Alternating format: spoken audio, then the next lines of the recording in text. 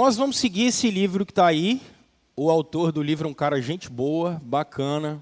Depois vocês conversem com ele, é um cara legal. Arthur está falando aqui mais ou menos. É bacana. Vocês vão perceber que são 12 perguntas que a gente quer responder. E da onde vocês vão perceber que nasce isso? Bom, eu faço discipulado semanal com alguns homens. E nesse período de discipulado que eu faço com eles, eu tenho 2 níveis que eu falo, né? O primeiro é o chupetinha e depois é o chupetinha 2. No chupetinha 1, a gente conversa sobre assuntos bem mais elementares da fé. Eu costumo usar a Cruz do Rei, que é um livro do Tim Keller, que vocês já estudaram aqui. E o chupetinha 2, eu costumo usar esse aí, que é uma introdução ao cristianismo. Primeiro nós vamos numa base de quem é Jesus, e depois a gente dá uma caminhada maior em princípios doutrinários. Meus irmãos, por que doutrina e teologia é importante? Se você quiser anotar isso, por favor, é importante. Deve ter caneta aí na frente de você, um papelzinho. Primeira coisa, o que é verdade? O que é verdade? Engraçado é que Pilatos fez essa pergunta para Jesus. Jesus é tão perturbador que Jesus leva Pilatos a fazer essa pergunta. O que é a verdade? Isso sempre foi um questionamento dos homens até mais ou menos 150, 200 anos. E no nosso tempo, verdade não existe, né? Vocês percebam que vocês vivem num mundo em que eu tenho a minha verdade e você tem a sua verdade. Nem sempre foi assim. Então, o que é verdade? Obrigado, Arthur. Verdade, segundo um cara chamado John Frame, que é talvez um dos melhores filósofos cristãos que nós temos no nosso tempo, John Frame diz que verdade é o que está na mente de Deus. Então não esqueça disso. O que é verdade? Verdade é o que está na mente de Deus. Verdade é o que Deus pensa. Verdade é o desígnio de Deus. Verdade é a vontade de Deus. O que Deus quer, o que Deus pensa, o que está na mente de Deus, isso é a verdade. A verdade não depende da história, do momento histórico. Ah não, aqui no século 21 funciona dessa maneira. Não. O que é verdade é atemporal. Não depende do momento, da circunstância. Então, isso é muito necessário. Porque é possível conhecermos a Deus e a sua vontade. Então é possível conhecermos a verdade. Porque verdade é o que está na mente de Deus. Ponto.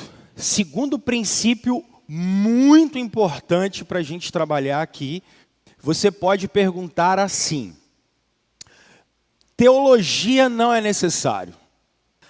Eu ouço muitas pessoas dizendo assim: o que importa é a prática.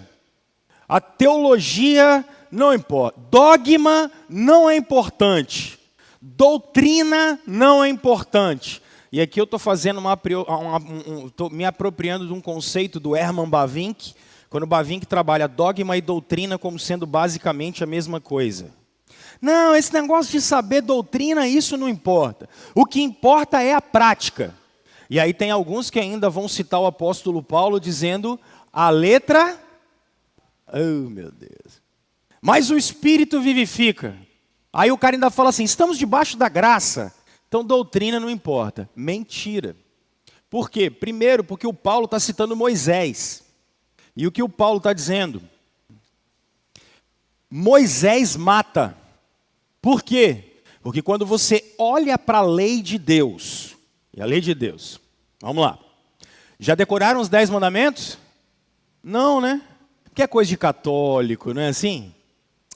Decorar mandamento é coisa de católico, né? Vocês já decoraram o Pai Nosso? Aí o cara fala assim, é coisa de católico, né? E o credo apostólico, todos sabem. Pastor, isso é coisa de católico. Não, gente, pelo amor de Deus. Nem tinha igreja católica quando essas coisas existiam. Mas vamos aos mandamentos. Eu sou o Senhor teu Deus. Não tem outros deuses diante de mim.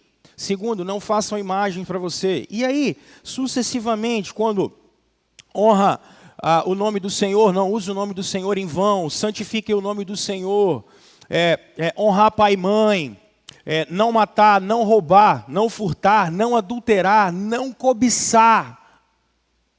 Isso é a lei de Deus. Quando você olha para a lei de Deus, qual de vocês vai sair impune da ira do Senhor na sua volta? Nenhum. Por isso a letra mata. Porque quando você olha para a lei de Deus, o que é que você percebe? Eu sou pecador, cara. E não é pecador gourmet, eu sou pecador. Porque no nosso período, falar que é pecador tá bonito, né? Porque você coloca você como o humilde. E a gente é tão terrível que a gente demonstra arrogância até na humildade. A gente é muito bacana nisso. Pecado é uma desgraça, literalmente. Então vamos lá. Por que o Espírito vivifica? Porque Cristo veio e Ele cumpriu a lei no seu lugar. Ele cumpriu tudo no meu e no seu lugar. Então, automaticamente, aquilo que nos condenava não nos condena mais. Por isso que no cristianismo não há lugar para culpa, há lugar para arrependimento. Então não se esqueçam disso. Esse versículo ele precisa ser interpretado assim. E o que é teologia, então? A teologia é tão e simplesmente explicar a Bíblia. Todo exercício de pegar a palavra de Deus e colocar de uma maneira que você compreenda é teologia. Então perceba, um de vocês vem aqui, abre a Bíblia e começa a explicá-la. Isso é teologia. Isso é teologia, ponto. Não tem mistério. Essa definição é do N.T. Wright, eu acho ela muito bacana. O que é teologia? Quando vocês estão na reunião de senhoras, e algumas de vocês, a gente fala assim, vai fazer a devocional. Aí vocês pegam, leem o texto bíblico, leem uma devocionalzinha. Ou fazem uma explicação. Isso é teologia. É pegar a Bíblia e aplicá-la. Acabou, gente. Então perceba, R.C. Sproul escreve um livro que está bem famoso, e quem quer introdução à teologia, Sproul morreu tem 1 ou 2 anos. 2. Excelente teólogo que Deus nos deu. Ele diz exatamente isso. Somos todos teólogos. Pronto. Porque todo mundo faz teologia. O pessoal fala bem assim, não, a igreja tem que se livrar de dogmas. Aí você pergunta para ela assim, quem é Jesus? Aí ela fala, Jesus é o Filho de Deus. Bom, você acabou de fazer um dogma. Não tem como fugir. É impossível.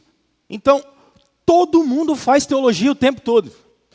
Você está no seu trabalho, e aí você chegou lá, e uma pessoa chegou triste conversando com você, aí você bota a mão no ombro dela e fala assim, olha, Deus é bom.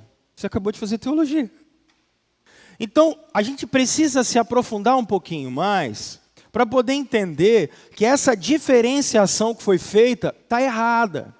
Não existe e é impossível ter prática sem teologia e teologia sem prática. Por isso Tiago, ele vai escrever a carta dele e ele vai ser tão duro. Porque ele diz assim, me mostre a sua fé sem obras. E do mesmo jeito, as obras sem a fé não vai dar. Por isso, meus irmãos, quando nós estamos aqui para conversar hoje, esses 2 princípios precisam estar na cabeça de vocês. É possível conhecermos a verdade porque Deus se revelou. Então a gente consegue conhecer a mente de Deus. E é possível a gente compreender e aprender doutrina, porque isso é teologia. E teologia é muito importante. E o que vai amadurecer a igreja é exatamente como ela estuda teologia. Isso é necessário demais. Então, o que é que nós queremos responder quando fazemos esse curso? Quando estudamos esse curso? Você vai observar que ele se chama Verdades Essenciais. Por quê?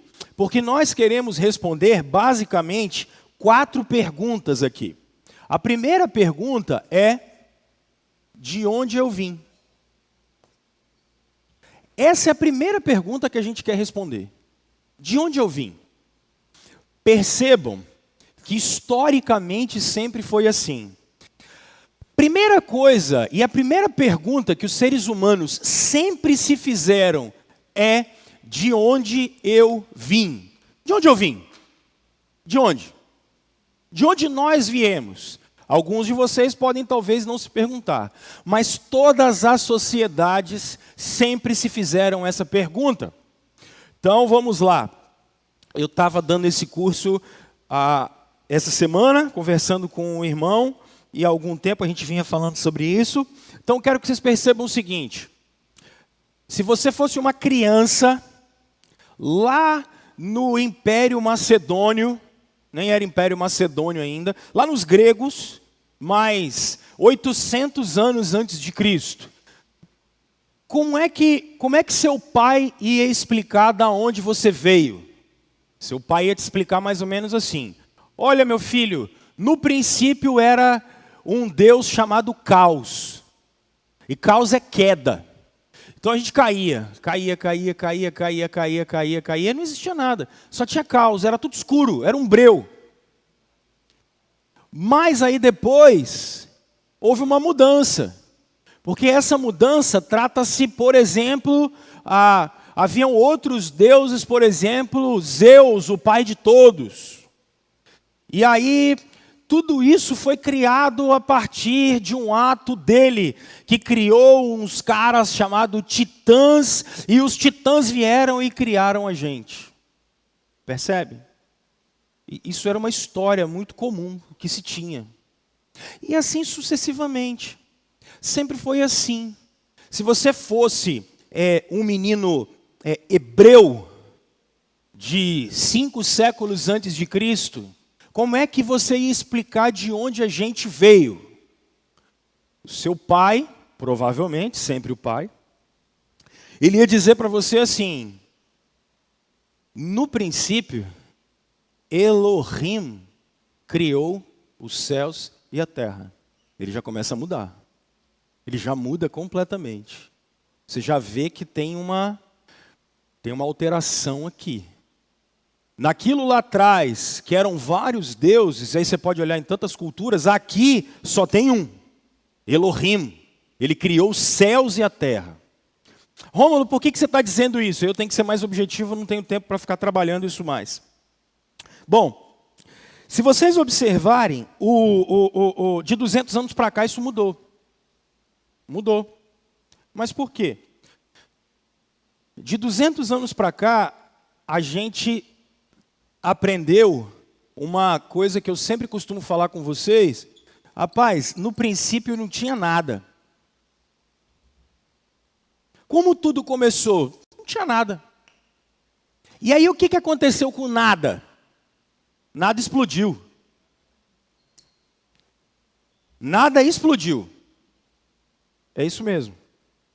Você começou a fazer um bolo a partir do nada. E, cara, explodiu.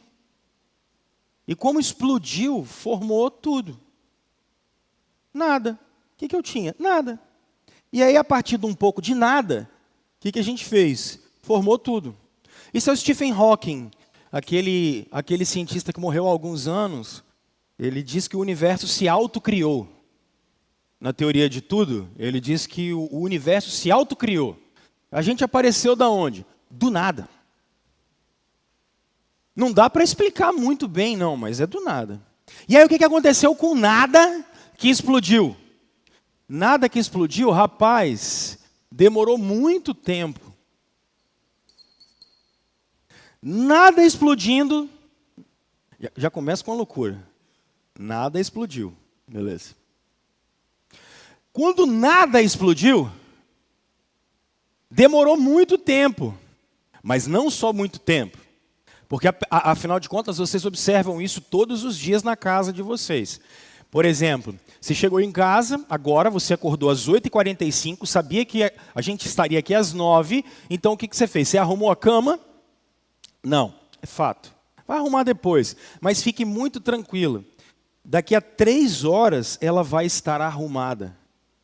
Mas quem vai arrumar? Ninguém, cara. E como? Num processo muito simples. O acaso vai chegar lá. E aí vai arrumar tudo. Entalpia e entropia aqui está muito bem formado, né? O que eu quero dizer com isso? Há 200 anos, a gente começa a trabalhar com essa teoria aqui. Nada, mais tempo, mais acaso, é igual a simplesmente tudo. E é isso que a gente aprende na escola. É isso que a gente aprende na sociedade. A gente trabalha sempre com essa base aqui, ó. Tudo. Todas as nossas ciências, tudo que é conhecimento. Aí você fala assim, pastor, tudo. Ó, psicologia trabalha com isso, a pedagogia trabalha com isso, tudo. A história trabalha com isso. Não tem nada que não trabalhe com isso. Aí automaticamente a gente educa filho a partir disso aqui. Tudo. Por quê? Porque no século 21, a gente tirou Deus da equação. Não tem, gente. Não tem. Não tem Deus na equação do século 21. Deus virou uma coisa só particular. Cada um tem o seu, não é assim? Olha como é que vocês falam. Crença, cada um tem a sua. Não tem. Isso aí o que importa é o amor e fazer o bem. Engraçado que eu vou pregar sobre amor e fazer o bem daqui a pouquinho. Mas é só isso. Não tem mais nada. É só isso. O que eu quero dizer com vocês? Isso não responde à pergunta de onde nós viemos. Por quê? Porque de onde nós viemos vai responder uma outra pergunta que é incrível. Uma coisa marcante, fazia faculdade de farmácia, um amigo meu, ele fez uma... Gente boníssima, cara muito bacana. Ele fez uma seguinte... eu estou falando, aquilo me marcou, porque ele falava assim, rapaz, morro de medo de morrer. E ele não é crente, nada disso, né? Morro de medo de morrer. Como eu era novo, foi a primeira vez que eu ouvi alguém dizer isso para mim. Aí eu falei com ele assim, mas fulano, por que você morre de medo de morrer? Ele falou, rapaz, eu não tenho a menor ideia de para onde eu vou.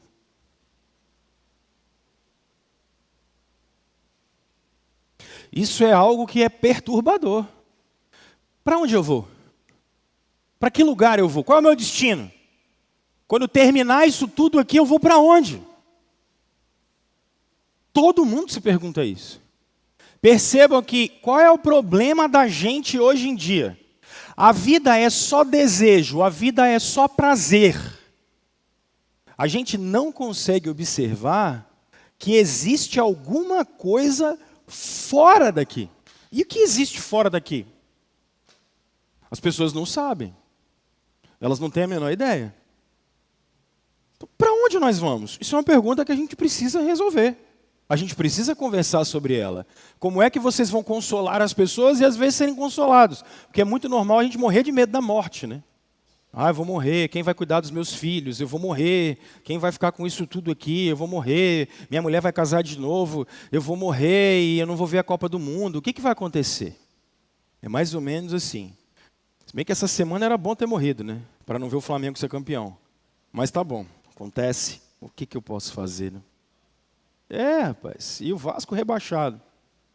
Minha filha já falou comigo assim, pai, por que você não troca? Como se fosse fácil desse jeito. Não é. Tem uma questão de fé aí. Não é? Percebe? Pessoal, isso aqui é uma pergunta muito séria. Para onde a gente vai? Olha só, você pode ser um bom espírita. E você pode falar assim, na verdade, a gente não vai, a gente volta. A gente vem para cá. E aí a gente faz o bem. E se a gente faz o bem, a gente vai melhorando. E vai reencarnando. Tem gente que acredita nisso. Embora não tenha base nenhuma, não é nem bíblica. É base psicológica para isso. Você não lembra de vidas passadas. Você não tem essa consciência. Você pode ser um hinduísta. E aí, como tudo é Deus para os hindus, você volta uma vaca. Você pode voltar uma formiga. Você pode também voltar, sei lá, alguma coisa. Mas não volta rato não, que rato não presta. Você pode ser um hindu, sempre voltando. Você pode ser um aniquilacionista. Quer ver? Você já deve ter ouvido muita gente falar bem assim, morreu, acabou. Morreu, acabou, graças. Tem um bem famoso, o Leandro Carnal, por exemplo, ele é assim, vive dando palestra falando de Deus, mas diz que é ateu. Acho que ele é um hipócrita, mas tudo bem. Morreu, acabou. Morreu, não tem mais nada. Não tem. É uma maneira de se ver o mundo. Morreu, acabou. E onde está a galera que morreu? Bom, ou virou vaca, ou está em volta de você, que é, ó, quem está do lado aí, ó, pergunta aí para quem está do lado, o que você já foi? É uma forma. Perguntar para a quem ela já foi. Ou acabou. Essa turma acabou, por exemplo. Tem várias maneiras, virou ET. Gente, tem tanta maneira de responder isso, mas a gente precisa pensar nesse negócio. Por quê? Porque as duas maneiras de responder a essa pergunta automaticamente vai nos levar a duas outras que eu acho que são tão importantes quanto, que essa aqui eu acho que é a mais complicada. Por que nós estamos aqui?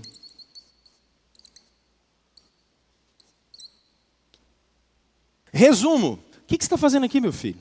Você quer ver uma coisa? Qual é o sentido da vida? Rapaz, essa é... Já falei para vocês pregando uma época que a minha filha mais velha uma vez, ela, a janela, a chuva e o horizonte. E ela parada, olhando para lá, ó. Aí eu cheguei para ela e, filha, depois de um tempão, o que você está fazendo aí? Pai, por que existe o que existe? Hein? Por que existe o que existe e não o nada? Ó! Gente, da onde essa menina aprendeu isso, pelo amor de Deus? Da onde ela tirou isso? Aí um amigo meu, a filha dele, teve o mesmo problema, ele olhou para mim e falou assim, cara, responde isso para ela, por favor, que para mim eu não estou nem aí para esse negócio.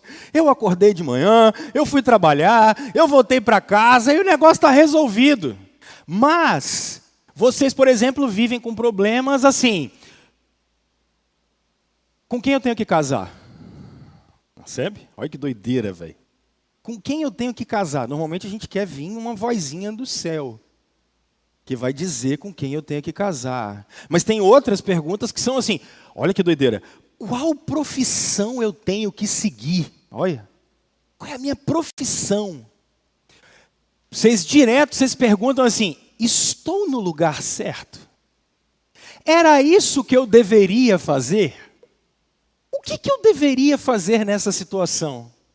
São coisas que a gente precisa tentar responder. Por que a gente está aqui?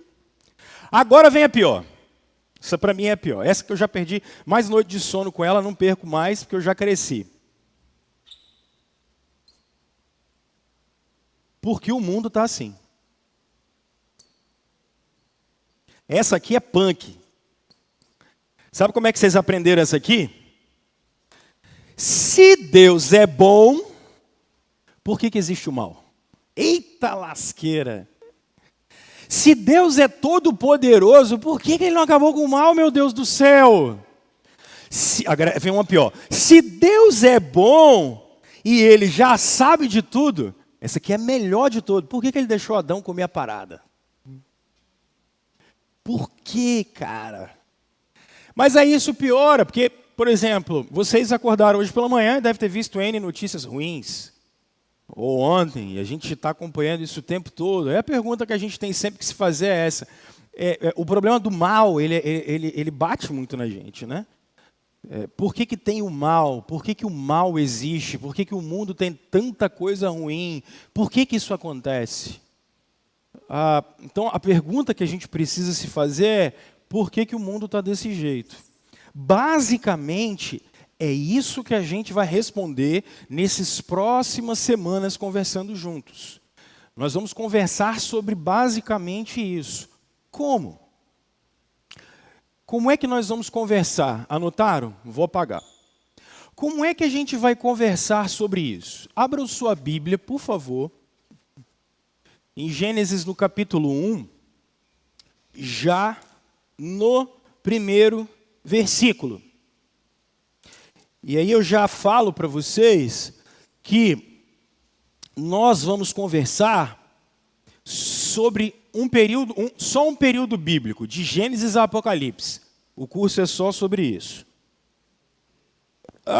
Percebam que o texto bíblico diz assim: no princípio, Deus criou os céus e a terra. Era a terra sem forma e vazia, trevas cobriam a face do abismo, e o Espírito de Deus se movia sobre a face das águas. Disse Deus: haja luz, e houve luz. Deus viu que a luz era boa e separou a luz das trevas. Deus chamou a luz dia, as trevas chamou noite. Passaram-se a tarde e a manhã. Este foi o primeiro dia. O que é importante nós compreendermos aqui? Como o cristianismo trabalha, como a fé cristã é a nossa, como ela trabalha todas essas perguntas que eu coloquei aqui. Com um princípio simples. Gente, primeiro é no princípio. Quando a Bíblia diz que no princípio, é porque antes não tinha nada. Quando é que começa a história? E isso é interessante, quando ela diz no princípio, cristãos partem do pressuposto de que o mundo foi criado. Criação. O mundo foi criado. Isso aqui muda tudo. Parece que não, mas isso muda tudo. Por quê? Se vocês trabalham dentro do princípio da criação, vocês conseguem entender que sorte não existe? Sorte não existe. Não tem sorte. Você quer ver uma outra coisa?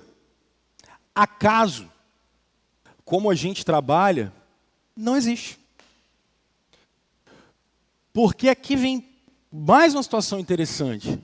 A Bíblia trabalha com Deus como sendo o motor de todas as coisas que existem. Início, princípio, tudo vai derivar dele. Tudo vai começar com ele. Não há processos sem ele.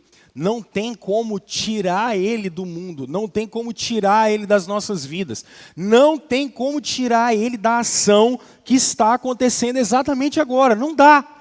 Deus está no sentido de Deus não é o sol, a terra, não. Mas Deus está em tudo o que acontece. Não tem nada que acontece que Deus não esteja. Deus não é um relojoeiro que deu corda e aí falou: se virem, agora a vida é com vocês, eu não quero mais saber desse negócio. Deus não é assim. Tudo começa com Deus.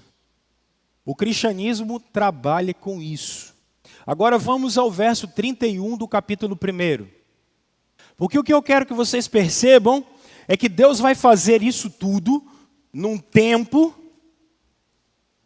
E quando ele termina, depois eu vou trabalhar o capítulo 1 bem devagarinho com vocês, mas eu vou lançar só bases. Leiam comigo o verso 31 do capítulo 1, por favor. E Deus viu tudo o que havia feito, e tudo havia ficado muito bom. Passaram-se a tarde e a manhã, e este foi o 6º dia. Bom, quando Deus termina de criar, ele usa uma expressão que ele não tinha usado em nenhum dos outros dias. E a expressão é uma expressão de ênfase, quando ele diz que tudo é muito bom. Não é só pouquinho bom, não é só mais ou menos bom, é tudo muito legal, é tudo muito bom. Só que eu não preciso ser nenhum expert para olhar, por exemplo, para o meu corpo e perceber que tem uns negócios que não estão muito bons. Como assim, Rômulo? Por exemplo, eu dormi de mau jeito, minha lombar aqui está com uma dorzinha. Notei que de uns dias para cá eu preciso voltar para a academia. Mas por quê? Quando você é menino, como é que você faz para pegar esse negócio aqui no chão? Como é que você pega? Você já faz assim, ó. Opa! Olha, já doeu. Viu? Aí eu estou notando que de uns dias para cá, eu já estou pegando os trem assim, ó. Que é para não dobrar o joelho. Que se dobra, meu filho, pense na dor que já começa a chegar. Mas não é só no meu corpo. Eu tenho que notar a minha volta. E quando eu olho a minha volta, eu percebo um índice de violência, um índice de desigualdade, tudo aquilo que vocês já sabem. Então, cara, tem alguma coisa no meio do processo, porque Deus diz que está muito bom. Só que tem alguma coisa dentro do processo que não está legal. Porque Deus deve ser imperfeito. Por quê? Porque se Ele fala que é muito bom e o mundo é essa bagunça, o que vai acontecer? Tem alguma coisa errada aqui. É por isso que, olhem a Bíblia de vocês, olha Gênesis 2. O texto bíblico começa dizendo assim: esta é a história das origens. Isso aqui é muito interessante. Do céu e da terra e de tudo que neles há. Não são duas criações diferentes. Vou conversar com isso com vocês depois. O que acontece aqui em Gênesis 1 e 2 é o seguinte. Você chegou em casa e vai contar o que aconteceu hoje de manhã na igreja, certo? Então, o que aconteceu hoje de manhã na igreja? Chegamos, viemos ao templo, tomamos café, depois ficamos no culto, meio-dia, fomos para casa, ok? Então, esse foi o evento que aconteceu de manhã. Isso é Gênesis 1. Show? Agora, você vai falar exclusivamente, dentro desse grande evento chamado Domingo pela Manhã na Primeira de Campo Grande, e você vai falar exclusivamente da oração que o Kleber fez na hora da liturgia.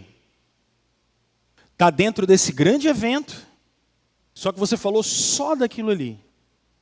Isso é Gênesis 1 e 2. Gênesis 1 fala da criação de tudo. E Gênesis 2 fala da criação só do homem. Ele pega um recorte e trabalha só o homem. Porque aquilo ali, Salmo 8, é a cereja da criação. Vocês são a cereja da criação. Nós somos o ponto alto, ápice da criação, somos nós. Os gerentes de Deus na criação, a descendência de Deus, somos nós. Agora vamos lá. A grande questão é Gênesis 4, olhem comigo. Está tudo muito bom. Mas olha Gênesis 4, que doideira. Adão teve relações com Eva, sua mulher, e ela engravidou e deu à luz a Caim. Ok? E o que Caim faz?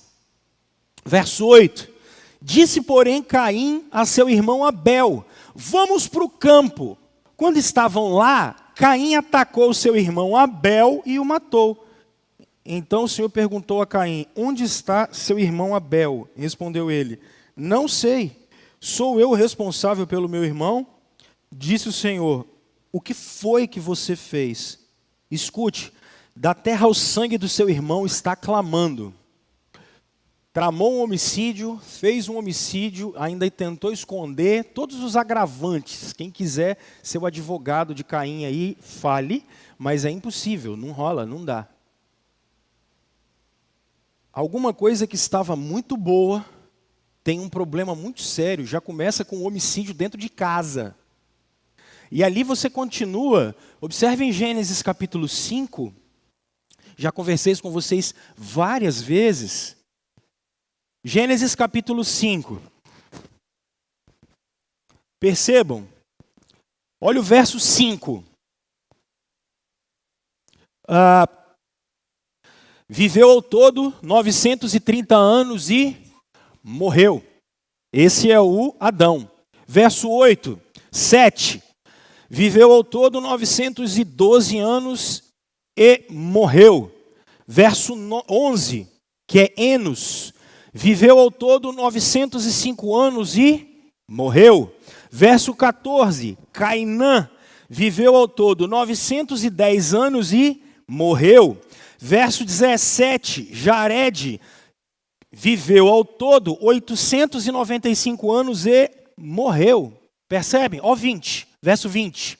Viveu ao todo 962 anos e morreu. O que o texto bíblico está querendo dizer para você? Isso é efeito do pecado. Morte. Não só a confusão nos relacionamentos, como o final da vida. Coisa que não era para acontecer com a gente. É isso que o escritor bíblico está fazendo um esforço danado para te explicar. Que da onde vem esse monte de problema? A Bíblia está dizendo dentro dessa história, ela está dizendo assim, cara, aconteceu uma coisa chamada queda. Queda. Tá, olha bem para cá. Por que o nome queda? Às vezes a gente não sabe por que é queda. Vou falar dentro da origem reformada. Aqui, ó. Adão foi criado no estado de inocência. O que é isso? Adão não conhece o mal. Adão não sabe o que é ruim. Adão só sabe o que é bom.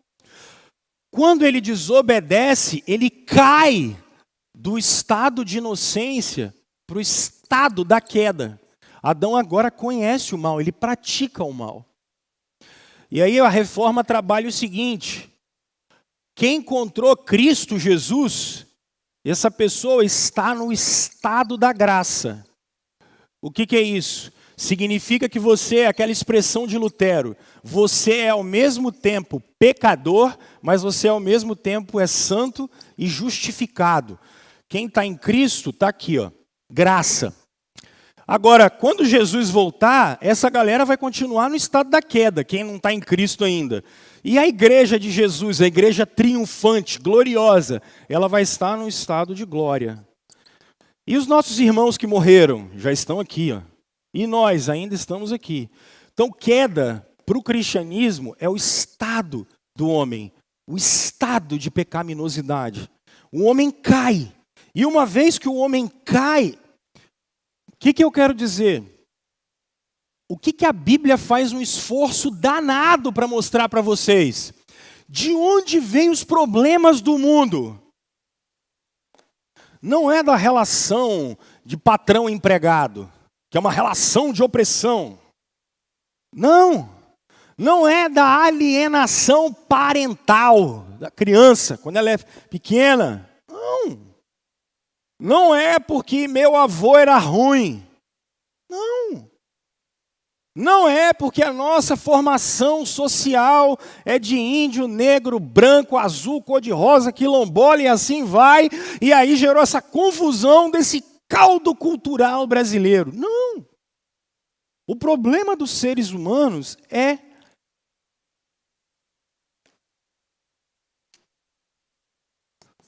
pecado. Pecado. Aqui que vem o conceito da reforma protestante de depravação total. Anota isso. O que é depravação total? Depravação total não significa que você é tão ruim quanto você deveria ser. Não é isso. Depravação total significa que não há nada nos seres humanos que não esteja contaminado pelo pecado. Tudo em nós, tudo na raça humana está contaminado pelo pecado. Agora, o que é importante, só para eu terminar, vamos aí em Apocalipse capítulo 20, 21.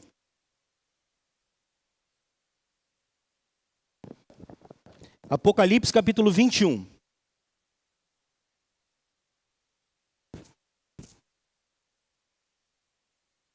Apocalipse 21, vamos ao verso 1. Ok? Então, leiam comigo.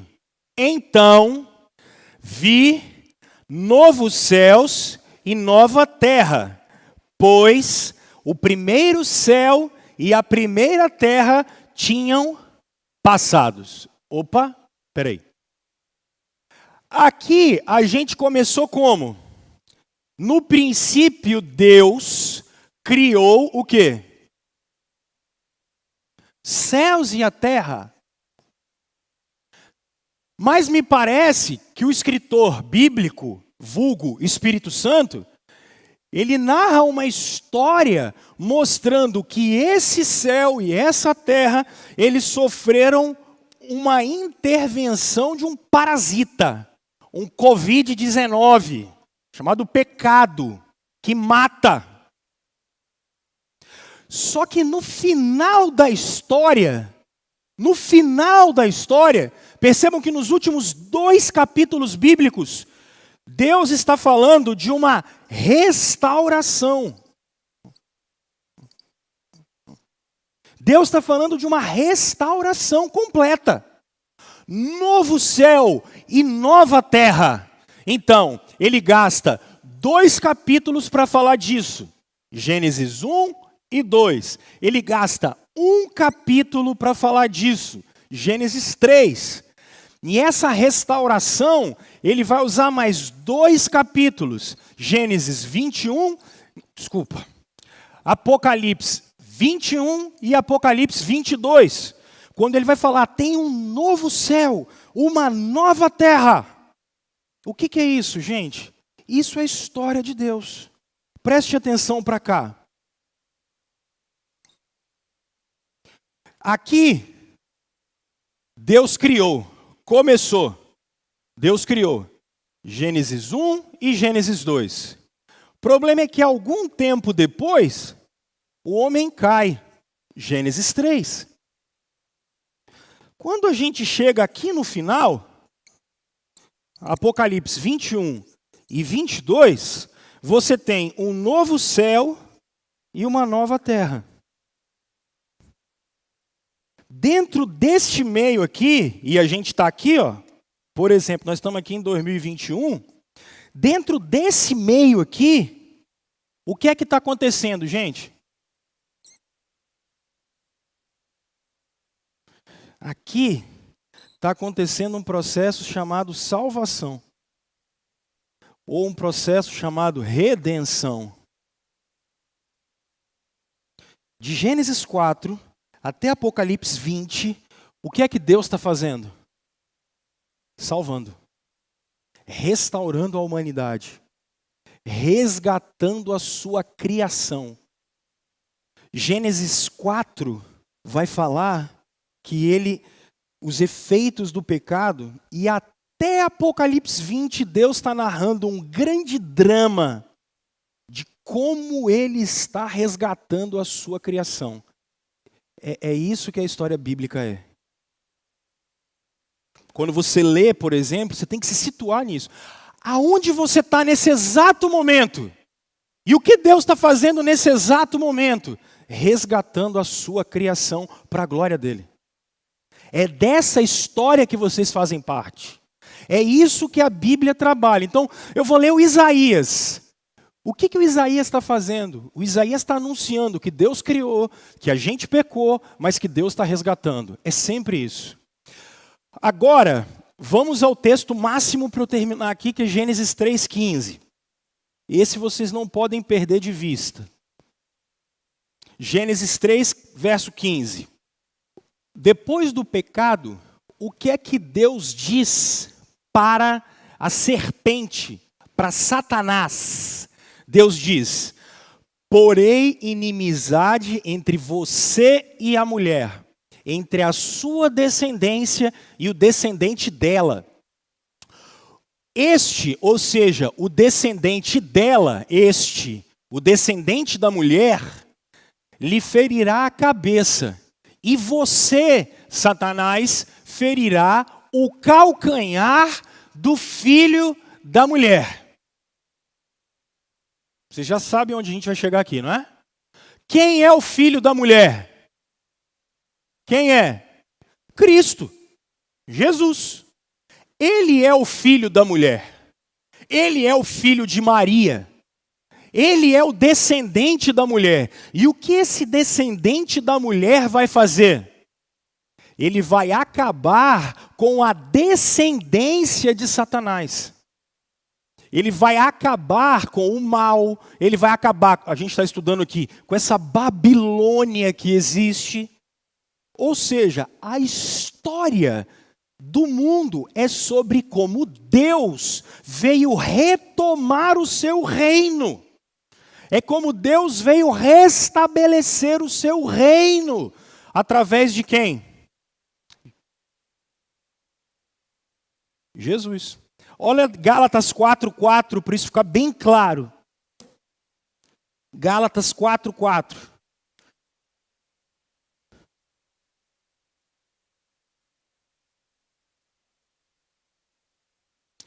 Gálatas, antes dos Efésios. Gálatas 4:4.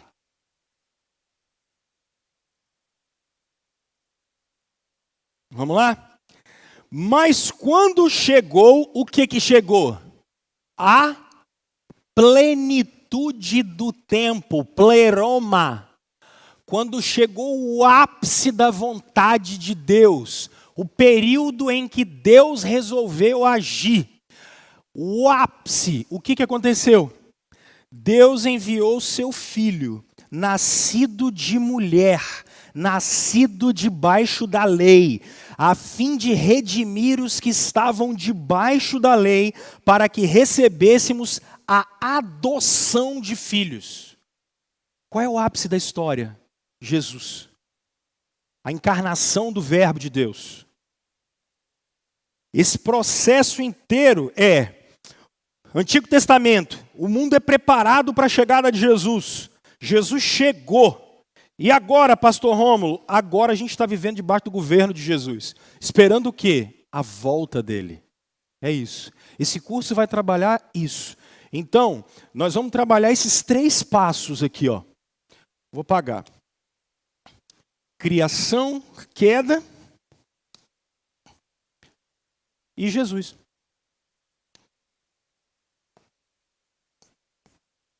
E Cristo. E Cristo tem 2 coisas nele aqui que nós vamos trabalhar, ó.